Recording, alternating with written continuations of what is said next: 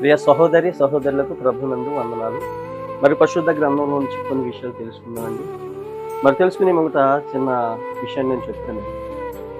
మనం చిన్న పిల్లలుగా ఉన్నప్పుడు చక్కగా ఎత్తుకుని మరి వారిని గుండెలు తాగుతూ మరి మన గుమ్ముల మీద వారిని ఎత్తుకుని వారిని తన్నుకుంటే ఎంతో సంతోషంగా భావిస్తూ ఉంటామండి, చంటి బిడ్డలు కాబట్టి.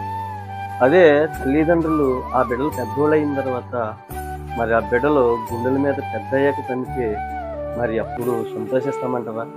సంతోషించమండి. ఎందుకంటే అప్పుడు మనకు చాలా బాధ వస్తుందండి. అలాగే బైబిల్లో మనం ఒక వ్యక్తిని చూస్తే మరి అలాగే తన్నాడండి. ఆయన ఎవరంటే అబీషాలోము. మరి అక్కడ 2 సమూయేలు 16వ అధ్యాయము మరి మనం అక్కడ 11వ వచనంలో చూస్తే దావీదు గారిని మరి చంపేయాలని చూశాడండి. ఎవరు? సొంత బిడ్డనండి. చిన్నప్పుడు ఎంత చక్కగా చూసి ఉంటాడో అబ్షాలోము గారిని. మరి ఈ రోజుని దావీదు గారిని చంపాలనుకుంటాడు. అయితే అది దావీదు గారికి తెలిసినప్పుడు చాలా కృంగిపోయాడండి. దావీదు హృదయం బండపోయిందండి. మరి గుండెలు పిండేసాడండి. ఆ మాట ఎప్పుడైతే తెలిసిందో గుండెలు పిండేసినట్టు అయిపోయిందండి. ఒక పక్కన కొడుకు, ఒక పక్కన యుద్ధము. ఏంటి ప్రభువా ఈ పరిస్థితి అని దావీదు చాలా నలిగిపోయాడండి.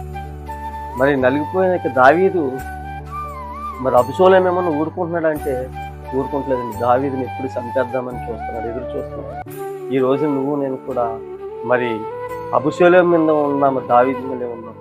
ఏంటంటే మన దేవాతి దేవుడు కూడా మనల్ని ఎంతో ప్రేమిస్తుంటే మనం ఆయన గుండెల మీద కూడా తన్నేస్తున్నామండి. ఈ రోజుని ఆయన గుండెల మీద తన్నేసేసి మనం ఎక్కడ ఉంటున్నామంటే సాతాను అపవాది కౌగిట్లో, అపవాది బంధకాల్లో మనం ఉంటున్నాం. అదే పెద్ద స్వర్గము, అదే పెద్ద మరి ఆనందం అనుకుంటున్నాం. కానీ మరి అది ఆనందం కాదండి. మరి అబీషాలోము ఏమైపోయాడంటే లాస్ట్కి చనిపోయాడండి. లాస్ట్కి యుద్ధంలో చనిపోయాడు. తండ్రిగా మరి ఎంతో కృంగిపోయాడండి దావీదు. మరి అటువంటి పరిస్థితి ఏ తండ్రికి కూడా రాకూడదని చాలా ఏడ్చాడండి. మరి ఈ రోజు నువ్వు నేను కూడా దేవునందు భయము భక్తి కలిగి ఉందామా?